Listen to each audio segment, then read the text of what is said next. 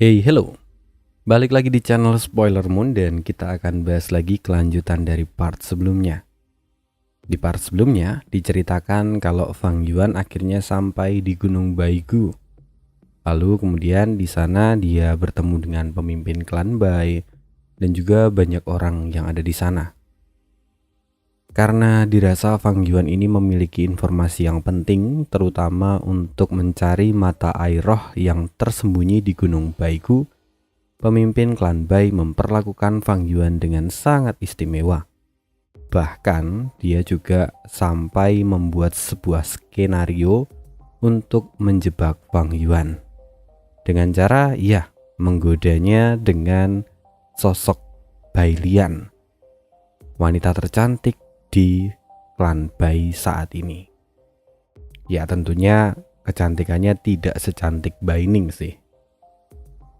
Ngomong-ngomong soal cantik, kemarin ada yang tanya, Min, apakah Bai Ning itu sebenarnya adalah perempuan?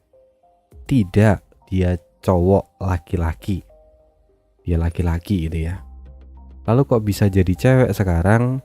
Itu karena ketika dia meledakkan diri di Gunung Qingmao saat dia melawan Tuan Bangau. Nah, di situ dia diselamatkan oleh Fang Yuan dengan menggunakan Gu Yin yang akhirnya merubah fisik dari si Bai Ning menjadi perempuan. Nah, di situ perubahannya. Kalau si Bai Ning ingin menjadi laki-laki lagi, maka dia harus mendapatkan Gu Yang yang saat ini dibawa oleh Fang Yuan. Karena itu juga Bai Ning mengikuti Fang Yuan dan mengikuti semua perkataannya. Nah, sekarang kita akan lanjutkan kembali ceritanya. Cerita di mana Fang Yuan saat ini didekati oleh Bai Lian ya. Yang mana di situ Bai Lian katanya didekati oleh si jenius nomor 1 di klan Bai. Lalu Bai Lian merasa risih dan meminta Fang Yuan untuk membantunya menyingkirkan laki-laki itu. Ya, dengan cara melakukan sebuah kompetisi. Kebetulan mereka memang sedang melakukan kompetisi perburuan hewan liar. Nah, sejak saat itu juga Fang Yuan terus-menerus diawasi. Segala pergerakannya diawasi oleh pemimpin dari klan Bai. Dan perlakuan baiknya masih terus berlanjut. Nah, di part kali ini kita akan lanjutkan lagi ceritanya. Apa yang akan terjadi pada Fang Yuan dan juga Bai Ning ke depannya? Kita sama-sama dengarkan di part 29.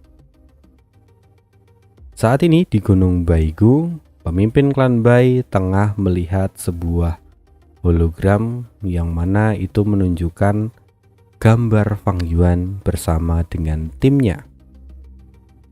Di situ tampak senang sekali pemimpin klan Bai karena dia merasa kalau dia sudah berhasil menjebak Fang Yuan. Dan dari situ dia juga bisa mendapatkan banyak informasi yang seolah-olah disembunyikan oleh Fang Yuan. Ya, itulah yang dipikirkan oleh pemimpin klan Bai. Sekarang pemimpin klan Bai tampak bergumam. Junior dari klan Gu Yue itu benar-benar berhati-hati terhadap klan Bai. Dia bahkan tidak mau secara langsung mengatakan posisi dari mata air roh itu. Sepertinya kami harus bekerja keras untuk mengetahui lokasi ini. Tapi jika kelompok binatang buas di sekitar mata air roh tidaklah banyak, dan untuk membunuh mereka tidak menimbulkan kerugian yang besar, kami pasti sudah menyerang mereka secara langsung. Lagi pula, sejak awal klan Bai juga memang telah merencanakan untuk mencari mata air roh itu. Sayangnya para binatang buas dan juga guliar di sekitar sana terlalu banyak. Karena itu, kami harus membuat klan Gu Yue menjadi umpan. Dan kami akan mencari kesempatan untuk mengambil mata air roh itu. Gumam pemimpin dari klan Bai. Sayangnya, Pemimpin klan Bai tidak mengetahui jika anggota dari klan Gu Yue yang sebelumnya diceritakan oleh Fang Yuan bahwa mereka sekarang sedang menuju Gunung Baigu, itu semuanya hanyalah kebohongan belaka.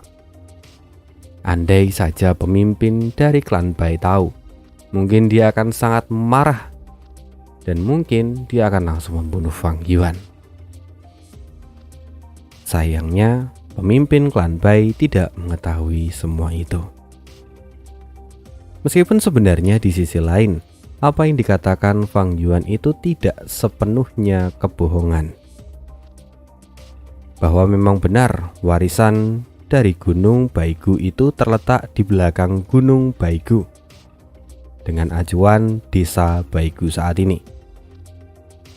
Fang Yuan juga sengaja mengatakan lokasinya karena jika dia mengandalkan kerjasamanya dengan Baining saja, mungkin mereka akan menghabiskan waktu lebih dari setengah tahun hanya untuk menemukan warisan ini.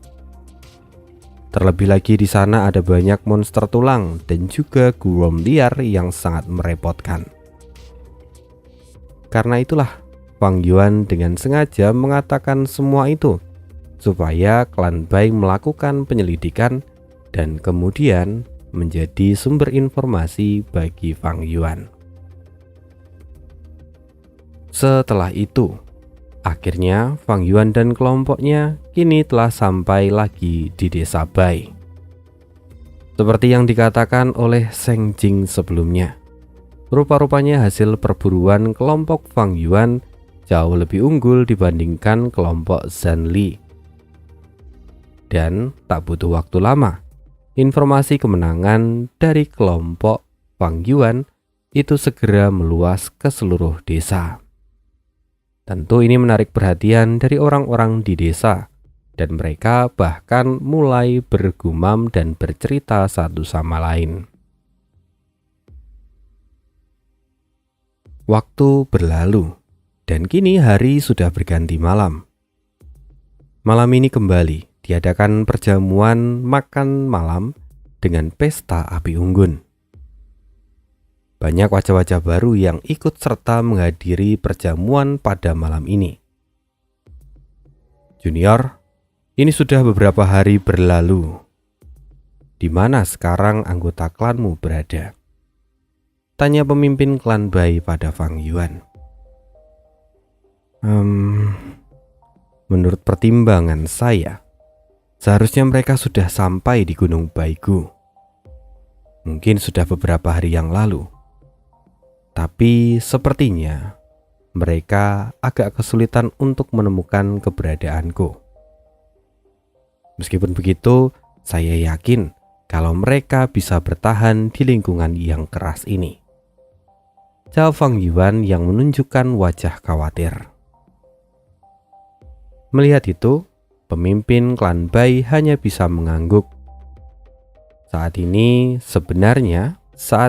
pemimpin klan Bai tidak lagi mengkhawatirkan masalah dari orang-orang di desa Gu Yue itu. Yang saat ini dikhawatirkan oleh pemimpin klan Bai sebenarnya tidak lain tidak bukan adalah Fang Yuan itu sendiri. Kenapa? Karena sudah beberapa hari pemimpin klan Bai membuat rencana supaya Fang Yuan kemudian mau terbuka. Tapi rupa-rupanya sampai detik ini belum ada informasi baru yang disampaikan oleh Fang Yuan. Tapi sekarang tidak ada yang bisa dia lakukan. Karena itu, pemimpin klan Bai sekarang kembali berkata dan mencoba menghibur Fang Yuan supaya terlihat baik. Junior tidak perlu khawatir. Aku telah mengirim orang untuk mencari tahu kondisinya. Aku yakin tidak lama lagi kita akan segera mendapatkan kabar tentang anggota dari klanmu, kata pemimpin generasi pertama. Mendengar itu, Fang Yuan kemudian mengucapkan banyak-banyak terima kasih. Sementara itu, Baining yang melihat semua itu tampak mengerutkan keningnya. Dia tahu bahwa semakin lama mereka ada di sana, maka itu akan menjadikan situasinya semakin buruk. Mungkin saat ini mereka baik-baik saja, tapi pada akhirnya klan Bai pasti akan menaruh curiga dan kemudian mengetahui kebenarannya. Bai Ning cukup khawatir, apalagi akhir-akhir ini mereka selalu pergi berburu di alam liar, sehingga Bai Ning sendiri juga tidak bisa berkomunikasi atau melakukan sesuatu tentang hal ini. Terlebih juga Bai Ning menyadari bahwa setiap gerak-gerik mereka selalu diawasi oleh klan Bai. Selain itu, saat ini mereka juga tidak memiliki Guwom yang kuat. Apalagi medan gunung dari Baigu itu sangatlah curam dan rumit, sehingga kecepatan mereka akan sangat dibatasi. Karena semua itu, sampai sekarang Bai Ning dan Fang Yuan tidak berani untuk membuat keputusan yang gegabah. "Apa yang sebenarnya kau rencanakan, Fang Yuan?" kata Bai Ning sambil menatap ke arah Fang Yuan. Dia tampak menghela nafas panjang. Bai Ning memang sudah memahami Fang Yuan, jauh lebih memahami daripada sebelum-sebelumnya. Dia yakin jika Fang Yuan pasti sudah merencanakan sesuatu tentang hal ini. Bagaimanapun Fang Yuan tidak akan pernah memilih untuk mengulur waktu sampai dia mati. Dia pasti akan melakukan sesuatu. Sayangnya, karena mereka berdua itu selalu diawasi, ini membuat Bai Ning kesulitan untuk berkomunikasi dan berdiskusi dengan Fang Yuan. Singkat cerita, waktu pun berlalu dan hari berganti. Pada hari berikutnya, kelompok Fang Yuan kembali berhasil mengalahkan kelompok dari San Li. Saat perjamuan makan malam berikutnya, pemimpin klan Bai pun memanggil Mo Xing untuk mendiskusikan rencana rahasia lainnya. Rencana ini tidak bisa dilanjutkan lagi. Saat perburuan beberapa hari ini, Bai Lian selalu bercerita tentang bahaya yang ada di Gunung Baigu. Aku bahkan merasakan jika Fang Zheng terkadang terlihat bimbang, tapi sikapnya seperti sedang tidak menunggu siapapun. Tapi jika suatu saat tiba-tiba kelompok dari klan Guyue itu datang, maka semua usaha kita akan sia-sia. Sepertinya waktu memang tidak berpihak pada kita, kata pemimpin klan Bai.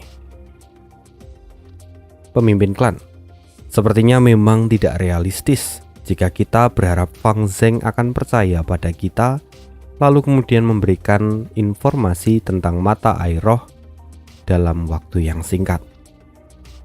Saya punya rencana lain, tapi kita harus berusaha untuk memanipulasi Fang Zheng dan mengurangi kecurigaannya, kata Mo Xing. "Oh, benarkah? Katakanlah rencanamu," kata pemimpin klan Bai. Setelah itu Mo Xing melangkahkan kakinya untuk mendekati pemimpin klan Bai, lalu membisikkan rencana yang sudah ia susun. Setelah tetua Mo Xing mengatakan rencananya, dengan segera pemimpin klan Bai menyetujuinya. Itu adalah rencana yang bagus menurut mereka. "Kau memang benar. Fang Zheng memang terlihat sangat cemas. Mungkin dia saat ini sangat khawatir akan keselamatan dari anggota klannya. Sebagai anak muda, tentu dia juga akan merasa khawatir ketika jauh dari orang-orang yang dia kenal dan tinggal di tempat yang asing. Kekhawatiran itu menjadi sangatlah mudah. Tapi aku bisa menangkap bahwa anak ini mengetahui informasi tentang daerah di sekitar mata air roh. Selama ini dia pasti sangat waspada pada kita. Apalagi tingkat kultivasinya juga sangatlah rendah. Idemu itu sangatlah bagus, maka mari kita lakukan, kata pemimpin klan Bai.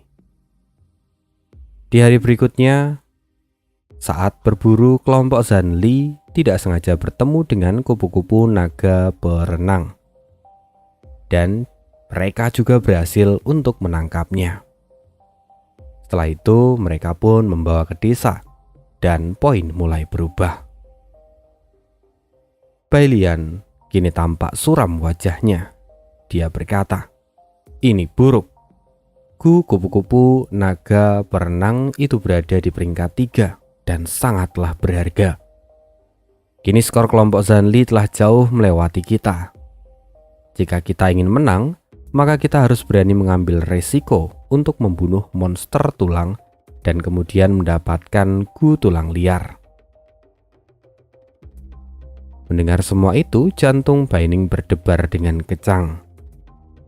Dia tidak menyangka bahwa dia hari ini akan mendengar usulan seperti itu dari Bai Lian. Bai Ning sendiri sebenarnya bukan takut, tapi dia hanya tidak menyangka kalau kesempatan untuk pergi jauh dari desa akhirnya tiba.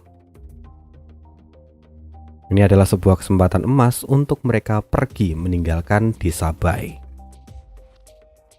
Sayangnya, kini Fang Yuan tiba-tiba saja menggelengkan kepala dan berkata, "Itu terlalu berbahaya. Nona Bai, kekuatan kita sangatlah terbatas. Kita tidak bisa mengambil resiko yang begitu besar." Tuan muda tidak perlu khawatir. Saya punya rencana lain. Untungnya, saya memiliki hubungan yang baik dengan Bai Seng serta Bai Hua. Kita bisa membujuk mereka untuk ikut berburu dengan kita besok. Mereka berdua tidak memiliki tingkat kultivasi, sehingga mereka tidak akan dihitung sebagai bantuan atau tambahan untuk tim kita.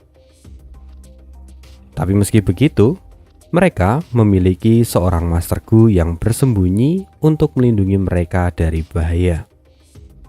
Jika kita masuk ke dalam Gunung Baigu dan menghadapi bahaya, Master Gu itu pasti akan keluar dan membantu kita, kata Bai Lian menjelaskan rencananya. Aku benar-benar tidak habis pikir. Siapa sangka bahwa klan Bai akan bertindak sejauh ini. Mereka melakukan semua ini hanya untuk menyingkirkan kecurigaanku pada mereka. Sungguh ini sebuah tindakan yang konyol, kata Fang Yuan dalam hati. Setelahnya, Fang Yuan kembali berkata, "Nona Bai Lian, ini adalah ide yang sangat bagus. Saya sungguh mengagumi Anda." Dan begitulah, keesokan harinya datang. Di saat senja, pemimpin klan Bai sedang berada di suatu tenda dan sedang melihat asap pelangi di udara yang menampilkan tentang peristiwa Fang Yuan dan kelompoknya secara langsung. Sepertinya Gunung Baigu sangatlah damai. Kita sudah berjalan begitu lama dan tidak menemukan masalah apapun, kata Shen Jing. Pemimpin klan Bai yang mendengarkan perkataan Shen Jing dari tampilan asap itu, dia merasa sedikit kesal. Sebenarnya, demi melindungi perjalanan mereka, sebelumnya pemimpin klan Bai telah mengirimkan para Master Gu untuk membukakan jalan mereka, dan semuanya melindungi mereka secara rahasia. Bahkan tidak ada satupun tetua yang tetap tinggal di desa saat ini. Sebenarnya dalam 6 jam ke belakang, klan Bai telah mengorbankan puluhan Master Gu yang hebat. Bahkan 3 orang dari tetua kini terluka parah. Dan sekarang perjalanan kembali. Itu sebabnya Fang Yuan dan kelompoknya sekarang dapat berjalan dengan begitu tenang tanpa hambatan sedikit pun. Tapi di balik kemudahan itu, ada pertumpahan darah dan juga pengorbanan hidup mati dari para Master Gu yang berasal dari klan Bai. Akan tetapi perjalanan mereka sekarang baru sampai di kaki gunung. Semakin jauh mereka mendaki, maka semakin besar pula bahaya yang mengintai mereka. Terlebih lagi di Gunung Baigu tidak ada seorang pun yang tinggal di sana. Sehingga wilayah di Gunung Baigu dikuasai oleh berbagai macam binatang buas. Informasi kita sangat terbatas. Aku tidak tahu selanjutnya kita harus jalan ke arah mana. Selain itu, sekarang langit sudah mulai gelap. Sepertinya kita harus segera kembali ke desa Bai, kata Bai Lian dengan sangat sengaja. Sayangnya kali ini Fang Yuan justru berkata sebaliknya. Karena kita sudah ada di sini, ayo kita menjelajahi daerah ini terlebih dahulu. Setelah itu, Fang Yuan melihat sekelilingnya seperti sedang mencari sesuatu. Berdasarkan ingatannya, Fang Yuan menyadari jika letak dari tanah warisan itu tidak terlalu jauh dari posisi mereka sekarang. Lalu tidak lama kemudian Fang Yuan mulai memimpin perjalanan mereka. Hei, tidaknya bisakah kau sedikit berpura-pura?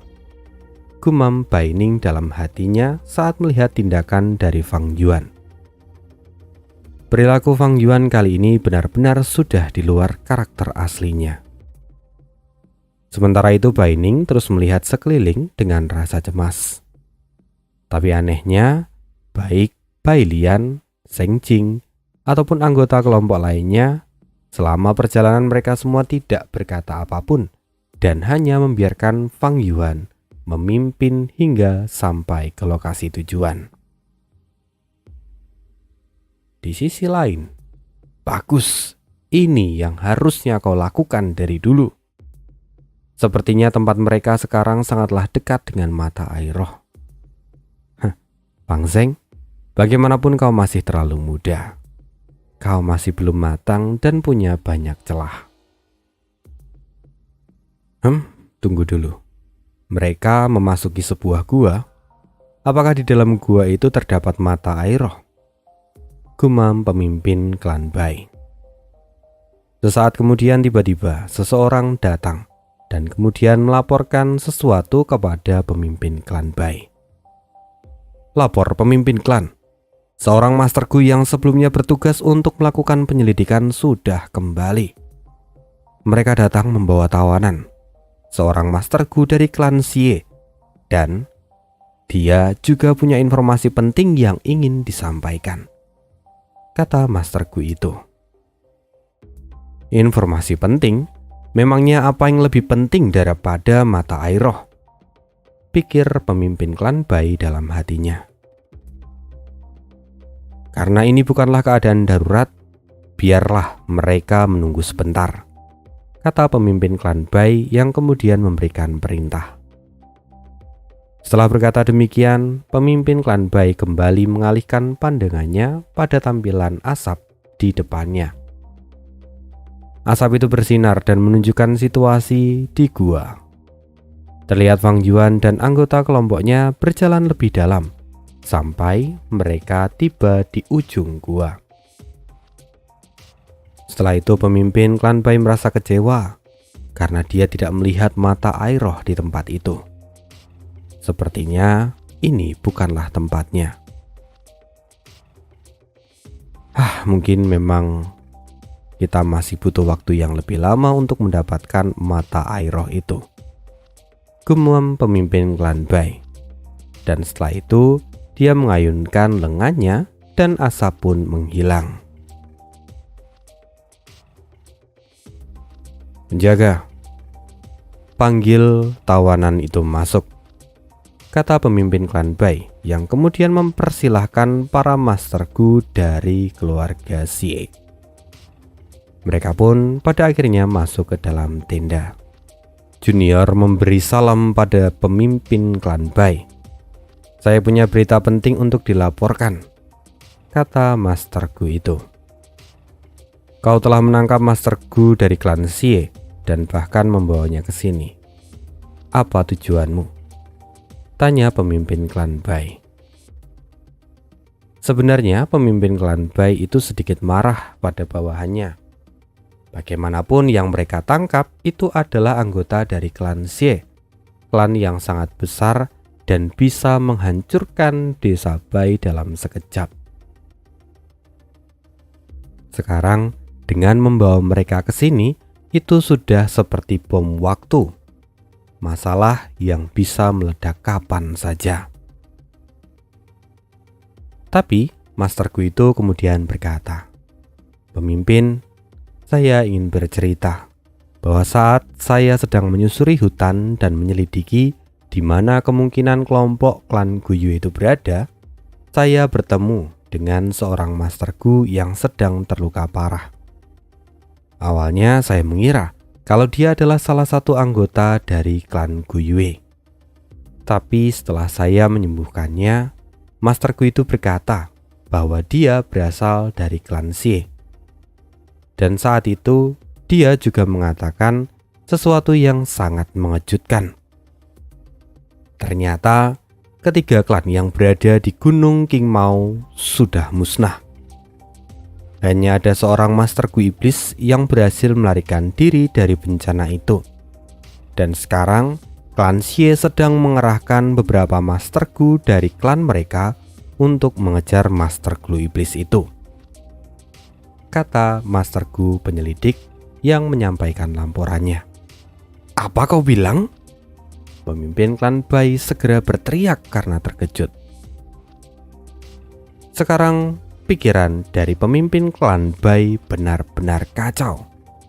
Pikirannya langsung tertuju pada Fang Yuan dan Bai Ning. Apakah kedua anak muda itu adalah masterku iblis?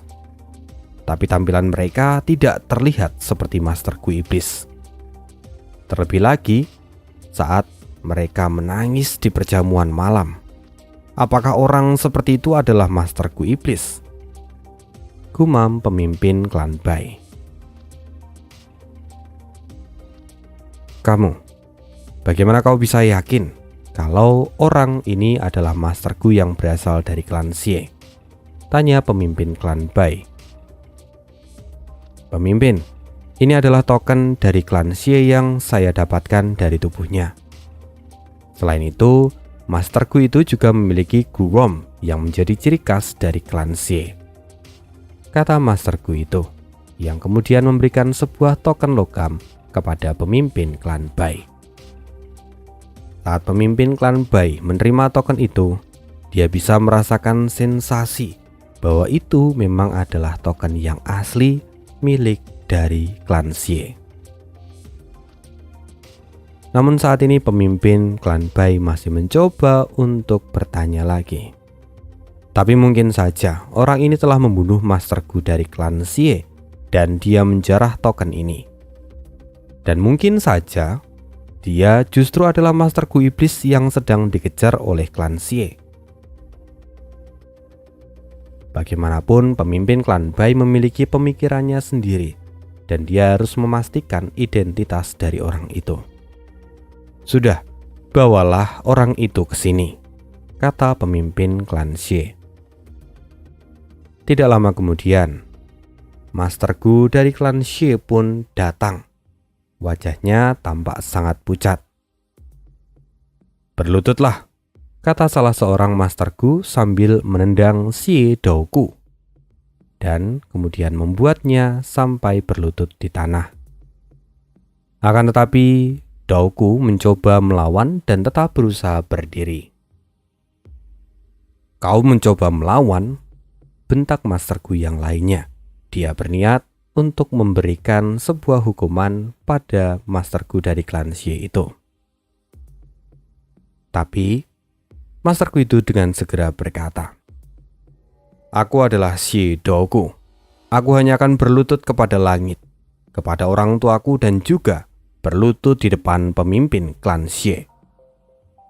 Jangan harap kau bisa mempermalukanku dan berharap aku akan berlutut di depanmu.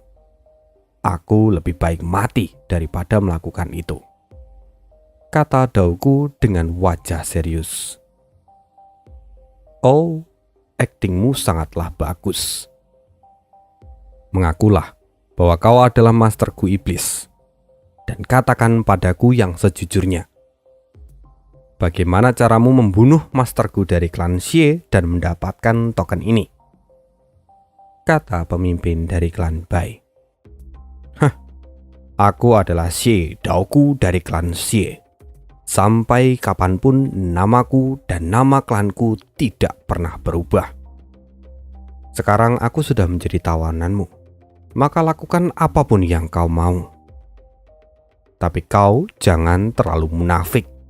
Jika kau mencoba menjebakku seperti ini, klan Xie kami sangat pandai dalam melakukan penyelidikan dan pengejaran. Kau tentu tahu apa yang akan terjadi. Saat kau memperlakukanku seperti ini dan bahkan membunuhku, maka kau tidak akan pernah selamat. Begitu juga dengan anak cucumu. Haha, tunggu saja. Kau akan menerima pembalasan dari apa yang kau lakukan, kata Xie Daoku sambil tertawa dingin. Sungguh, kau terus mengaku sebagai seorang masterku dari klan Xie. Tapi, sejujurnya aku sudah banyak bertemu dengan orang sepertimu. Aku juga banyak bertemu dengan orang-orang dari klan Xie.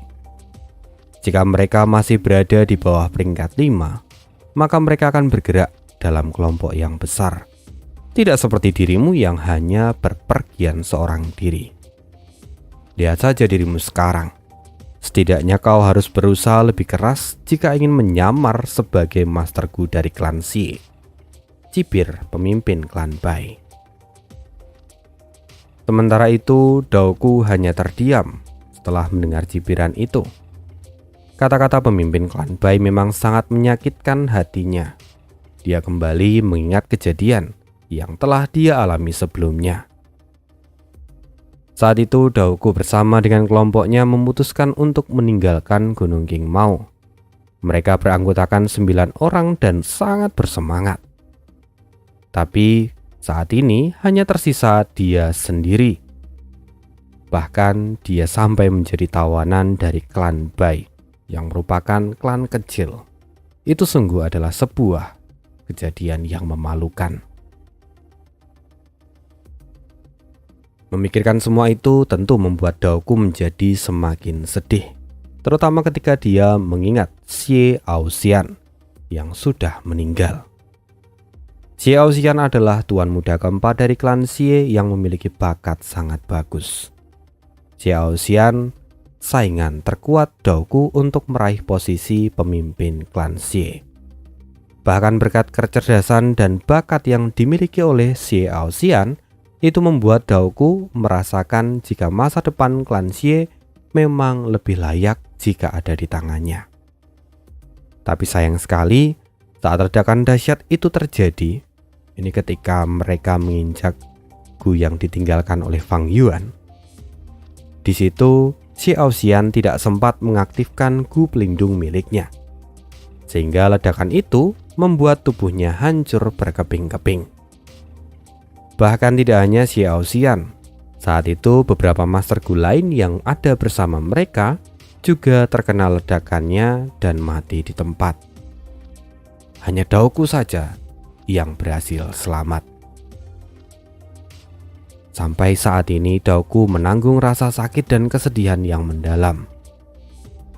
Dan dengan sisa-sisa tenaganya, ia membuat sebuah makam untuk teman-temannya, memotong sebuah batu besar sebagai penanda makam itu. Setelah itu Daoku menyelidiki lokasi ledakan itu, dan dia menyadari jika ledakan itu disebabkan oleh Gu kentang petir hangus. Hampir 100 kentang petir hangus yang terkubur di sana, dan itu adalah jebakan yang sangat licik dan kejam. Daoku mengingat semua jebakan itu, dan menurutnya hal itu hanya dapat dilakukan oleh seorang master Gu iblis yang sedang mereka kejar. Sehingga Daoku kini semakin marah dan merasa harus membalaskan dendam dari teman-temannya. Menangkap master Gu iblis dan membawanya ke pengadilan, itu adalah satu-satunya jalan. Sayang sekali, kenyataan justru berbalik 90 derajat dan sangat kejam kepadanya. Daoku telah kehilangan seluruh anggota kelompoknya dan mengalami luka yang semakin parah.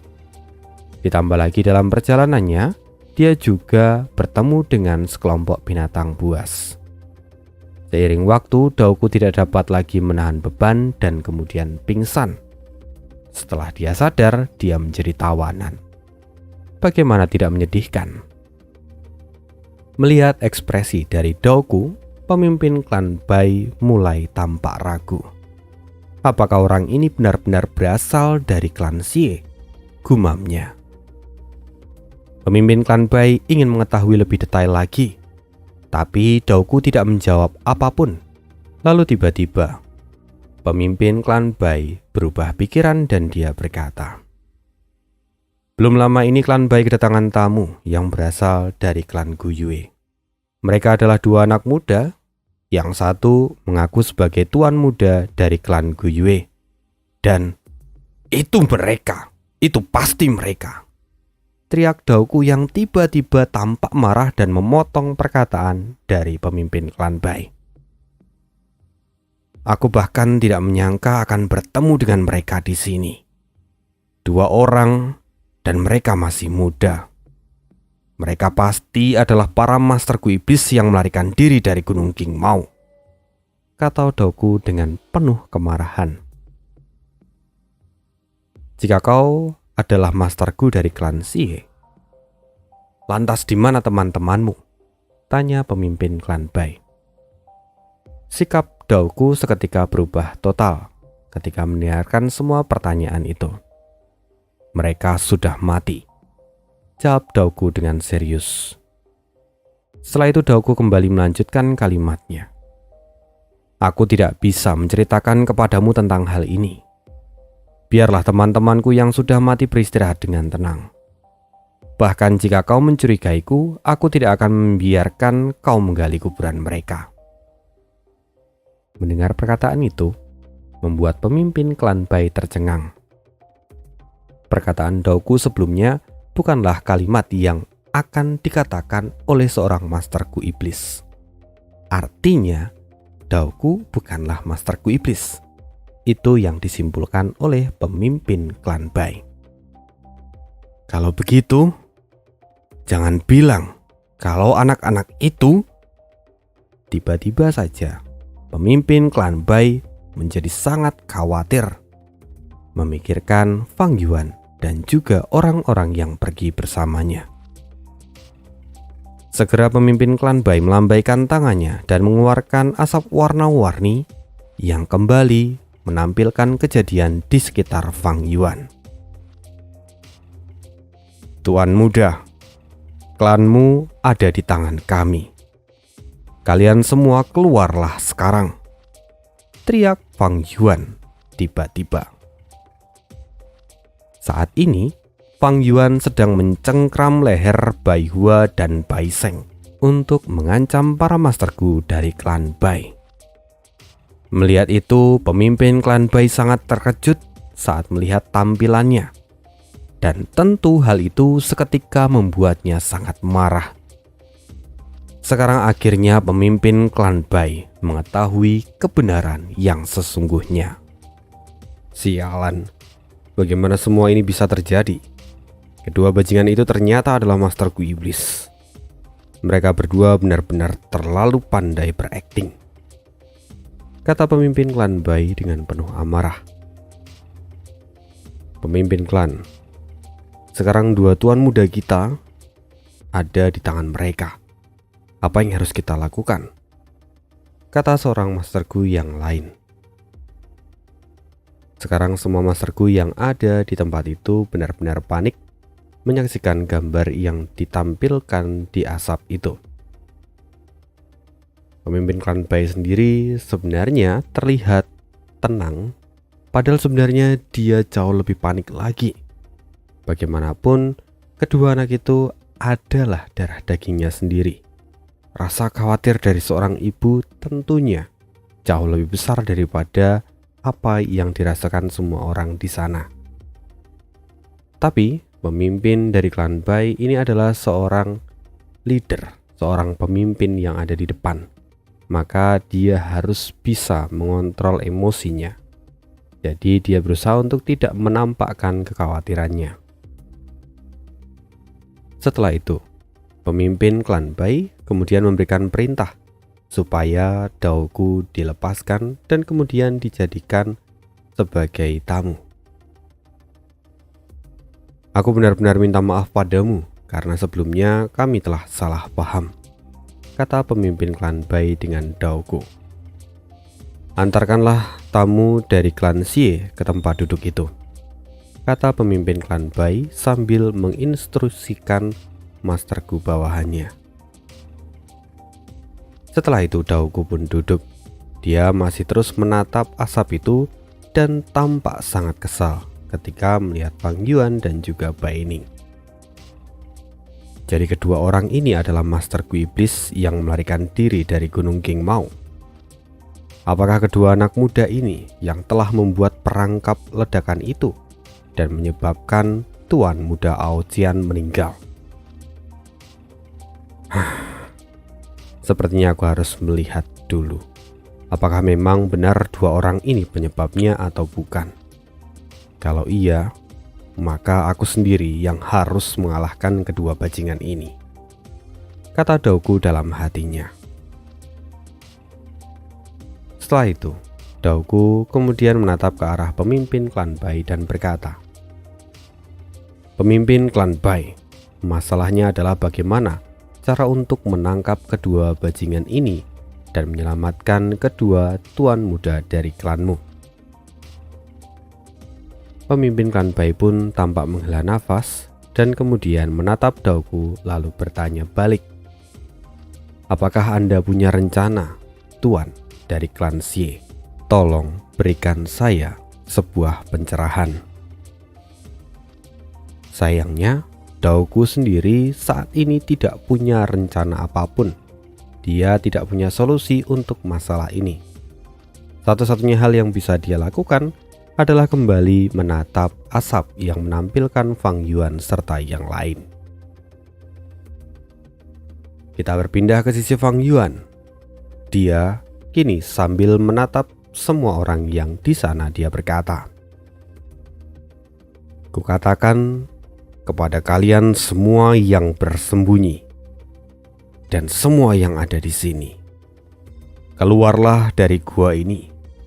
Kalau tidak, aku akan membunuh tuan muda kalian. Jangan sampai aku mengulanginya lagi." "Fang Zeng, apa yang kau lakukan? Mengapa kau menyandra tuan muda kami?" kata salah seorang masterku yang tampak marah. Saat ini, Bai Lian, Bai Sheng, dan yang lain pun tampak tercengang. Beberapa saat yang lalu mereka mengira jika mereka sudah menemukan lokasi dari mata air roh. Tapi dalam sekejap, situasinya berubah dan Fang Yuan tiba-tiba menjadi gila lalu menahan kedua tuan muda dari klan Bai. Tidak lama setelah itu, tiga sosok yang tidak terlalu asing kemudian muncul di sana. Mereka adalah para tetua dari klan Bai. "Fang Zeng, berani kau menyandra tuan muda dari klan Bai kami. Kejahatanmu sungguh tidak dapat dimaafkan," kata salah seorang tetua. "Cepat lepaskan mereka sekarang dan kembalikan bersama kami. Dengan begitu mungkin kami akan mengampuni nyawamu," kata tetua yang lain. Sayangnya Fang Yuan bukanlah bocah kemarin sore dan dia berkata, "Luar biasa. Akhirnya kalian memutuskan untuk menunjukkan diri. Tapi ingat kata-kataku. Kalian semua pergi dari tempat ini atau aku akan menghabisi nyawa tuan muda kalian," kata Fang Yuan dengan penuh ketegasan dan tidak terlihat gentar sedikit pun. "Hei, hentikan. Jika kau membunuh kami, maka kau juga akan mati di sini," kata Bai Sheng.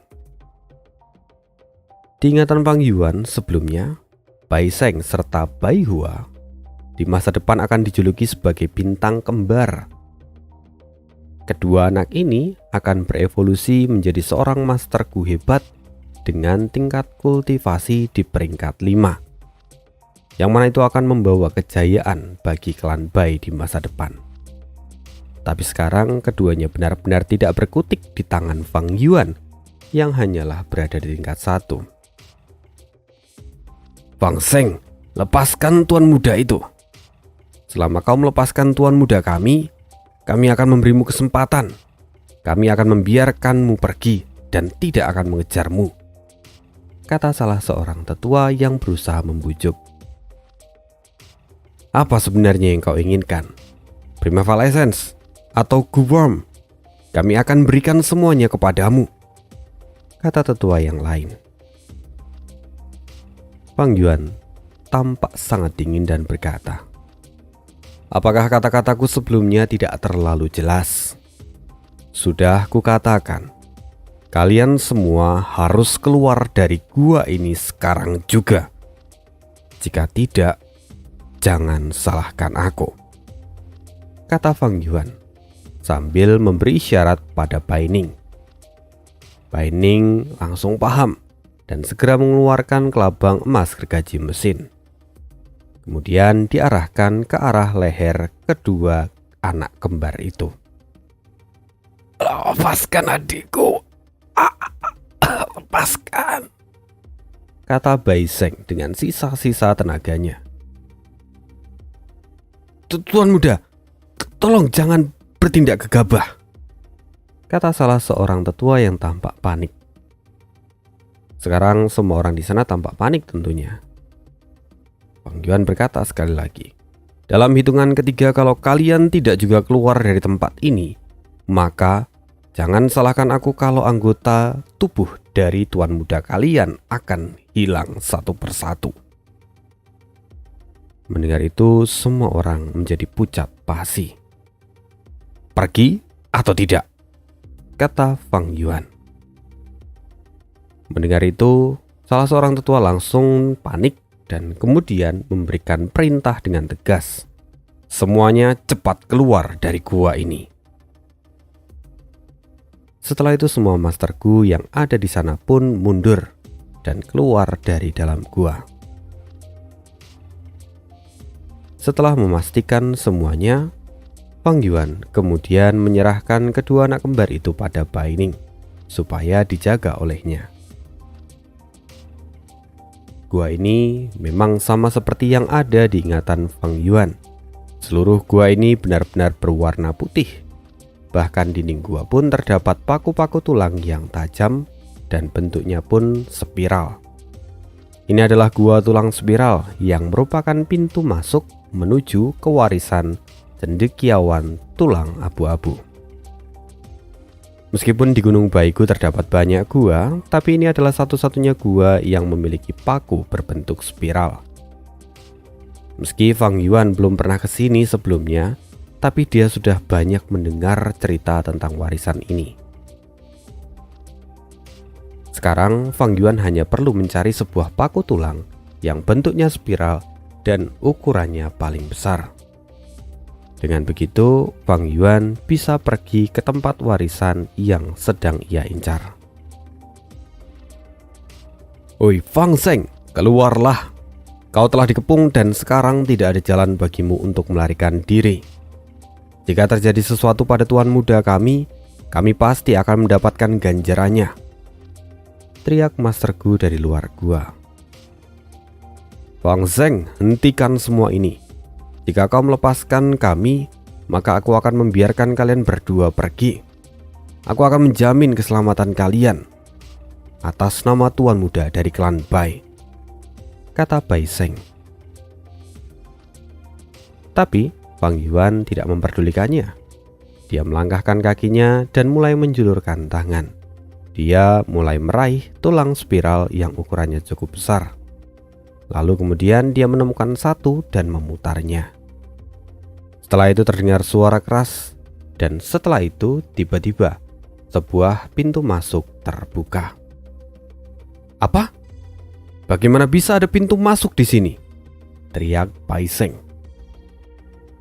Tutup mulutmu, cetak, kata Bai Ning sambil melukai leher dan membuat Bai Seng pingsan seketika.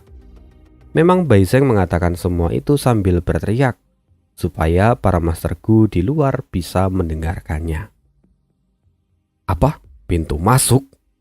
Gawat, mereka pasti mencoba melarikan diri, kata salah seorang Master Gu yang lain.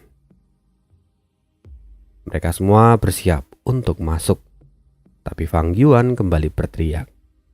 Jika ada seorang pun yang berani menginjakkan kaki ke dalam gua ini, aku tidak akan segan membunuh anak kecil ini.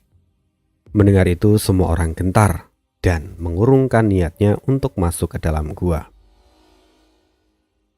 Setelah itu Fang Yuan mengajak Bai Ning untuk masuk ke dalam pintu rahasia itu. Lalu di dalam, Fang Yuan kemudian mencari-cari tombak yang ukurannya cukup kecil yang sebelumnya ia juga dengar dari kehidupan sebelumnya. Dia putar tulang itu, lalu kemudian pintu pun tertutup dan di depannya terdapat pintu yang cukup panjang. Setelah itu, Fang Yuan tersenyum dan kemudian dia berkata, "Bai Ning, selamat datang di Gunung Baigu." Mendengar itu, Bai Ning sedikit merinding dan kemudian dia berkata, "Sepertinya ini adalah alasanmu datang ke Gunung Baigu. Luar biasa. Mengikutimu adalah pilihan terbaik dalam hidupku." Sekarang Bai Ning terlihat tersenyum. Dia benar-benar bahagia karena dia merasa bahwa semua ini menjadi semakin menarik. Dan ini adalah kehidupan sebenarnya yang dia impi-impikan. Sekian spoileran kali ini. See you again di next video dan bye.